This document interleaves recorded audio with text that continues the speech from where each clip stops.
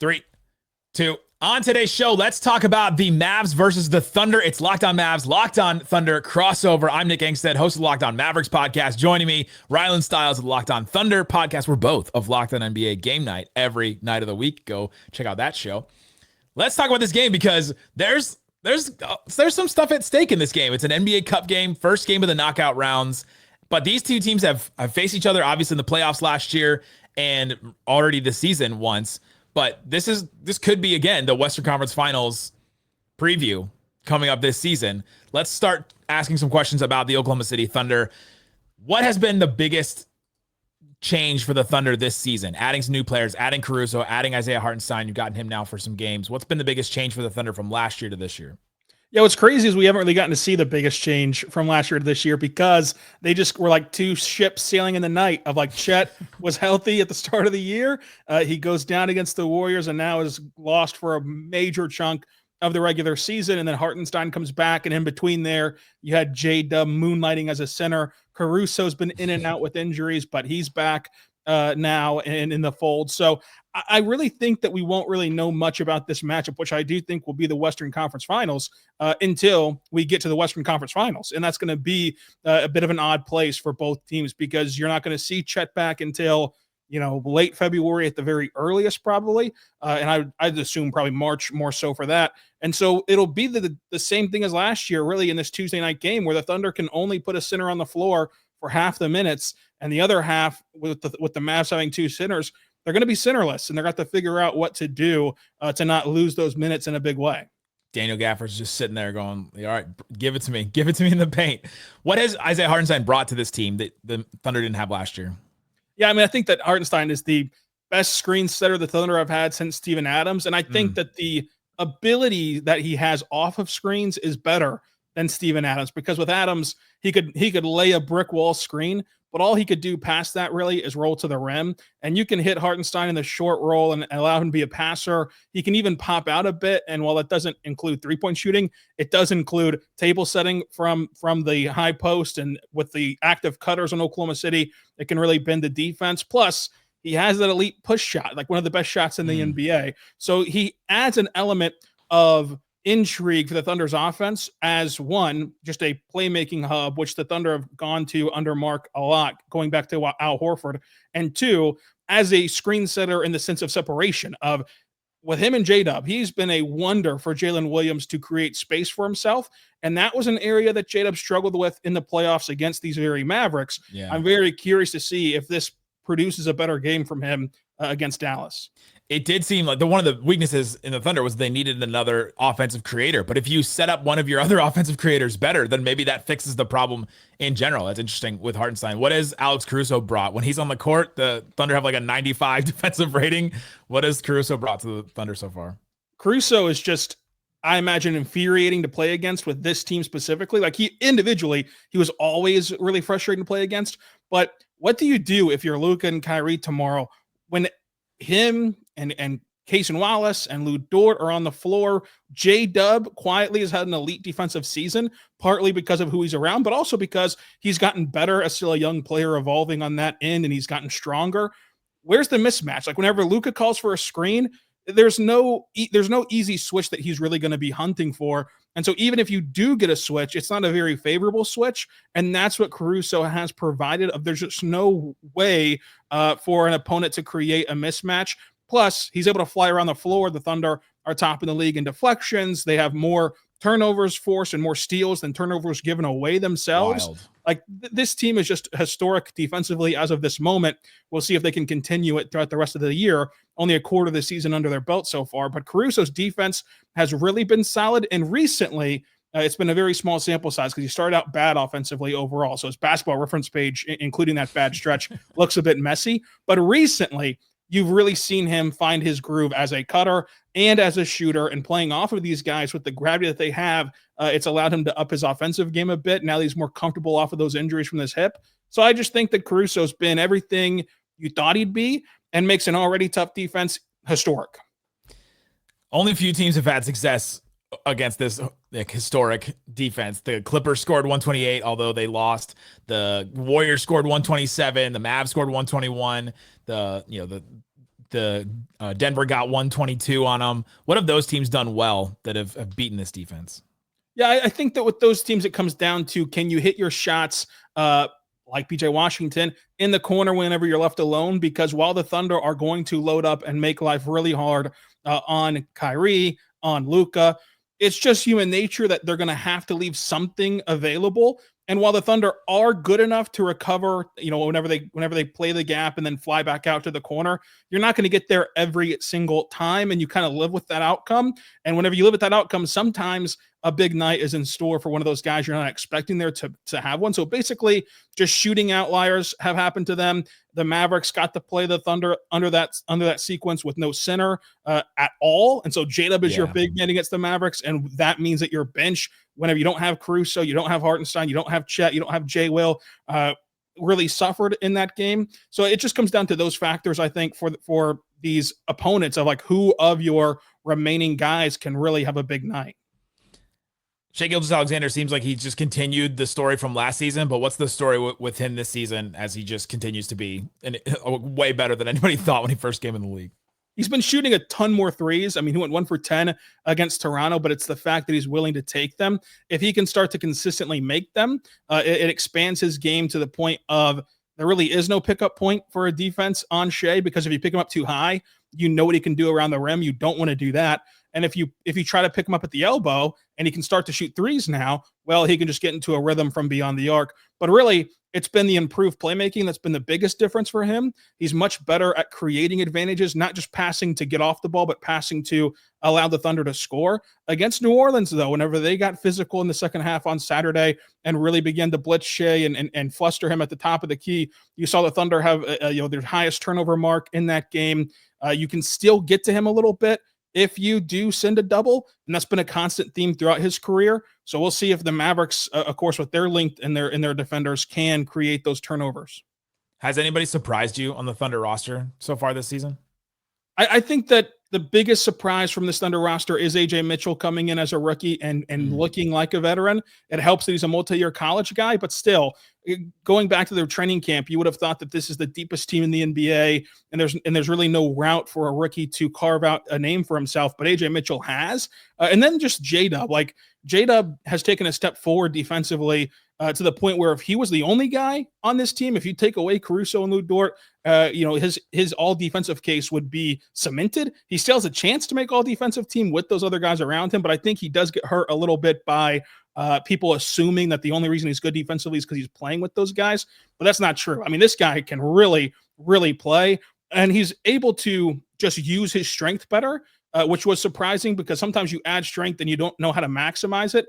But on both ends, the way that he can like shoulder his way inside the lane offensively and brush off guys like that is different from last year. And then defensively, he played center at a high level whenever the Thunder were without their big men for that 2-week stretch in between the Chet injury and Hartenstein's return. So I just think that overall you've seen him add the right muscle and be able to use it. So those two things have been really shocking.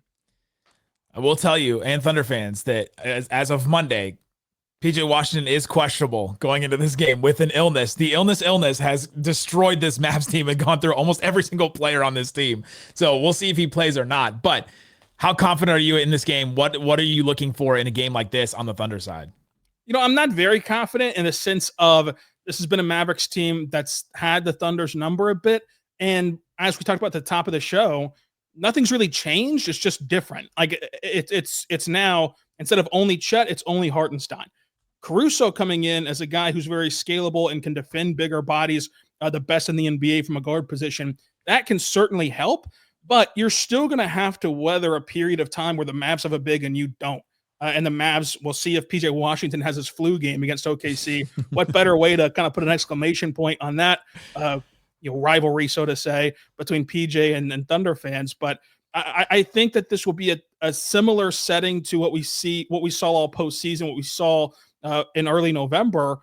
And it doesn't really mean a whole lot in the grand scheme of things because we just won't know how this team is equipped to handle Dallas until they're fully healthy. Coming up, let's talk about the Dallas Mavericks. Rylan will ask questions of me on the Mavericks. How are they different this season? How are they approaching this matchup? We'll talk about all that and more coming up.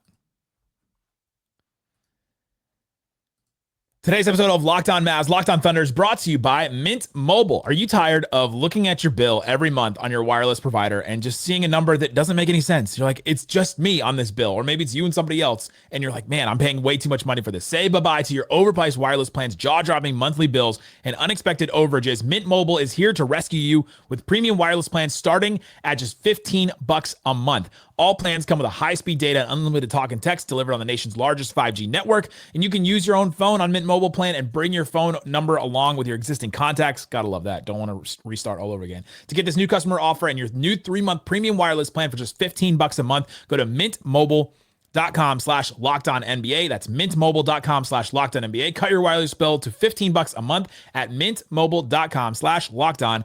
$45 upfront payment required, equivalent to $15 a month. New customers on first 3-month plan only. Speed slower, above 40 gigabytes on unlimited plan. Additional taxes, fees, and restrictions apply. See Mint Mobile for details. Also brought to you by FanDuel. FanDuel Sportsbook has all kinds of props and odds, things that you can use to get in on the action. Put down $5, your first $5, and if you win, you get $150 in bonus bets right now. Thunder Mavs, it is Thunder minus 4.5.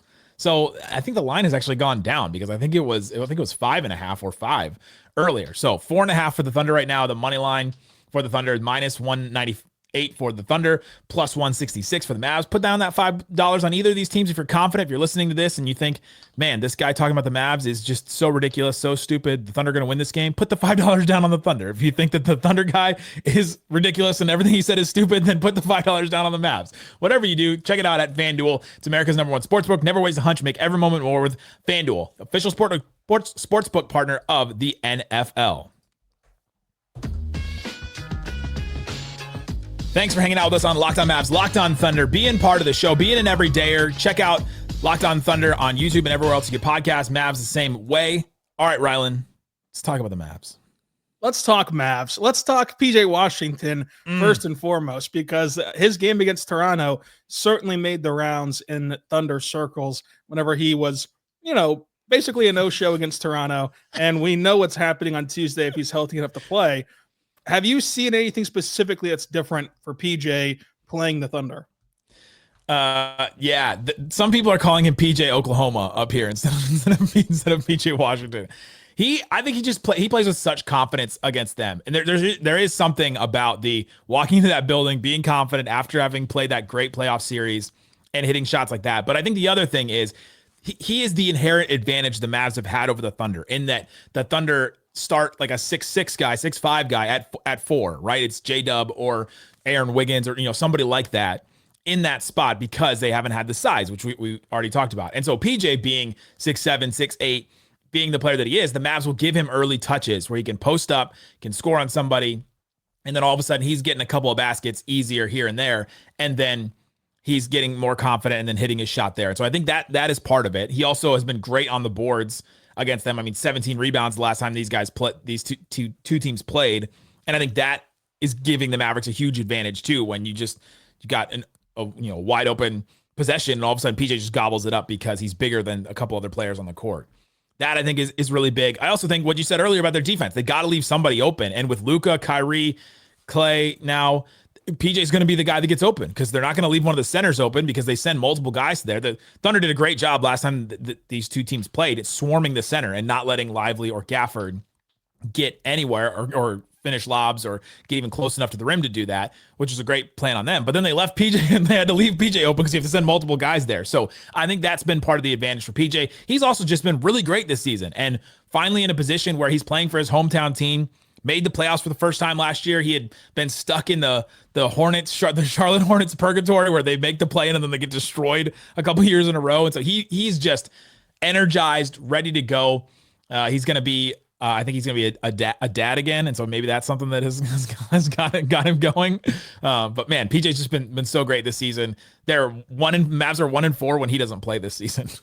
It certainly got him going 9 months ago, but I think that the confidence from PJ has been felt because against the Mavericks and the Thunder game earlier this year, he only had 3 open shots. Nick, how crazy is that? 3 open shots against the Thunder. They were trying to defend him, but the confidence allowed him to go score through Aaron Wiggins, which you talked about having to put guys that are smaller than him on him. While Wiggins is a good defender, he can't magically grow, 3 inches unless he had our good friends over at Blue Chew. But whenever you look at when you look at this matchup, the biggest difference from the roster standpoint has been the 2 big additions for the Dallas Mavericks: Klay Thompson, of course, and Quentin Grimes, our guy Quentin Grimes. Yes. First with Thompson, like what has Thompson ended up being? Like, there was a segment of NBA fans who figured he was washed, a segment who still believed in him. Where is that leveled at a quarter way through the year?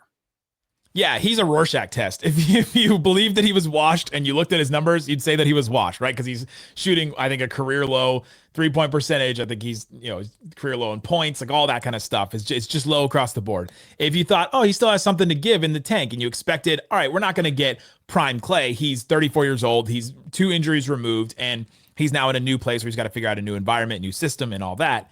Then you're like, oh, well, at least he's still contributing. And that's kind of been what it is. It's been some of each of them. With Klay, though, the Mavs have they've struggled when they've tried to force things to him. When he plays more than 30 minutes in a game, the Mavs are 0-7, which I think at this point is kind of something. Like, you just can't, you can't give me that number and say, all right, it doesn't mean anything. I think they can't force too much to him. They can't put too much on his plate. They're also not super great when he takes more than 15 shots. I think they're 3-3.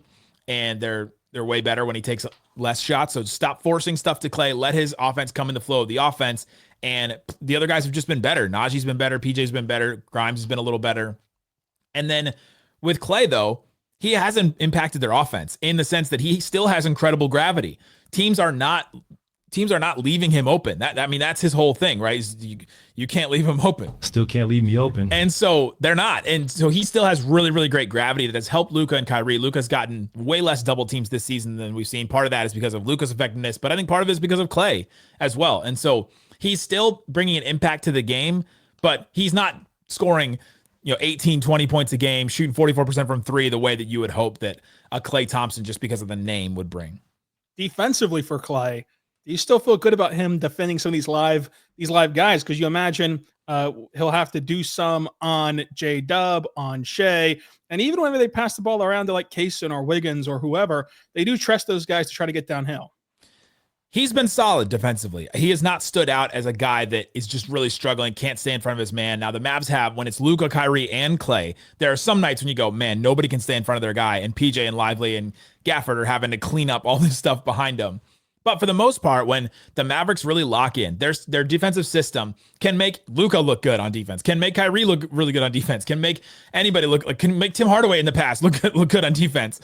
And so if you lock in and you play your role right, you don't have to they're not just going to make Klay die on the island against SGA or somebody. There's going to be switches. There's going to be rotations. You're going to be helped there, and there's going to be help defense for you. And so Klay has been solid on defense, and I think that hasn't been a huge issue so far. So the Thunder have made a big deal about this NBA Cup from a coach's standpoint. Mark's talked about how it's important for this young team to play games with stakes. I mean, the Thunder are still the youngest team in the NBA. They're the Jason Tatum of NBA teams, because you can just 19. keep saying they're the youngest team in the NBA, and it's true. But for the Mavericks, they've kind of been there and done that. And the Thunder still have guys who are young, and this money really matters. Like they've made a joke about it, of how Jay Will has made a big point of going to win the money. But you look at Jay Will, you look at AJ Mitchell, who we've talked about on this show. He was good enough to make the crossover episode. Like, that's half their salary that you're getting paid just for winning a game, a couple of games here to go to Vegas. The Mavericks, though, Luka's gone on 2 deep playoff runs. Kyrie's an NBA champion. They just made the NBA Finals. Do they care about this game? Are they going to really get up for it tomorrow? I think they get up for it. I think we've seen them get up for, like, the Thunder game, right? We already this season, we've seen them get up for games like that. And so maybe not because it's the NBA Cup. Now, I hope that they take Jalen Brunson's approach to these games. I want to win it for the end of the bench guys. It'd be great for a guy like Jaden Hardy, who's making $2 million this year, to get 25% of his salary extra, like a 25% bonus, which would be crazy. And so I hope that they do that for them. But I think they also just get up for these big games because they want to prove they're the best team, and they get up for competition. Luka's teams have always gotten up for competition and have played down to competition throughout the years. This is one of the first years we're seeing the Mavs actually take care of business against some of those teams and not play down to competition all the time. But they always get up for competition. 7 straight wins. What's been the difference in how the Thunder or how the Mavericks are playing whenever they were entering that November date against Oklahoma City, and now whenever they're red hot with and without Luka. Yeah, it's been a big change. You look at some of those losses from the beginning, and they lost 4 games in a row by like a combined total of 6 points. I mean, it was Phoenix by 1, Denver by 2, Golden State by 3, then terrible Utah loss by 2. I mean, it was just losing a bunch of these clutch games over and over again. They've sorted it out. And I think part of it is sorting out their rotation. Jason Kidd has figured out, all right, this is our rotation that we're going to stick with. And they've had injuries throughout this stretch too. Luka missed 6 games in this stretch. Kyrie has missed some games. Najee has missed a bunch of games with this illness that is just ravaging the Mavericks. Spencer Dinwiddie has probably been the biggest story in all this, though. He was unplayable at the beginning of the season. And you know that because, and I'm not exaggerating, because Jason Kidd literally gave him like 3 DNP CDs where he'd either only play him in garbage time or not play him at all. And so he was unplayable at the beginning of the season. He was timid. His shot wasn't going down. The only thing he could do was step back threes. And now we're seeing him be way more confident, driving, finishing alley-oops, which is something we never saw Spencer Dinwiddie do, even the first time he played for the Mavs. But when you throw it up to Lively and Gafford, they're going to go get it wherever you throw it up. And so he's just been a lot better. He's been attacking the rim. His defense has been fine, being a 6'6" guy that can fill his role. Jason Kidd has closed with Spencer Dinwiddie over Klay Thompson a bunch in this stretch, and that's really stood out. He's saved the Mavs a bunch of times. He's had just some really big moments. That Memphis game, he hit those 2 clutch threes back to back. One of them was just a pull-up, like heat check where you missed that shot and everybody's cursing your name the next day. And he drops it. Mavs end up winning that game. Wild one. But Spencer Dinwiddie, I think, has been the big story of this big stretch because they've won games with Luka, without Luka, with Kyrie, without Kyrie, and all that. And the last question is pretty simple, Nick. Was the NBA Cup game against the Memphis Grizzlies rigged where the Mavericks shot 1 billion free throws in the fourth quarter? It was rigged in the third quarter for the Grizzlies and the fourth quarter for the Mavs because that third quarter was brutal for the Mavericks. But the Mavs were the more aggressive team. They got more free throws, and they did get some favorable calls in their favor for sure in that Memphis game. But when you attack and you take advantage of how these refs are calling these games, I don't know. It's part of the game now. It's the game within a game, which sometimes the Mavs win really well when Luka tries to play that game within a game, and sometimes it comes back to bite them. In that game, it really worked for him. Well, the good news for Mavs fans is that the Thunder have a historically bad free throw rate, which would be like bottom 5 in the NBA in league history for this team. So perhaps that'll be another rigged game in the NBA Cup for Dallas. And it's okay because SGA doesn't get a really good whistle, so he doesn't. I mean, it's proven fact. It's the 30th free throw rate there is. So we'll just have to see how the refs are feeling tomorrow. Oh, we'll see on that. Thanks for hanging out with us on Locked On Mavs, Locked On Thunder, the crossover. Go check out Locked On Thunder after the game, Locked On Mavs as well after the game. I think we got the 3-man weave, me and Slightly and Isaac on. So, guys, thanks so much for listening to Locked On Mavs, Locked On Thunder. Peace out. Boom. Boom.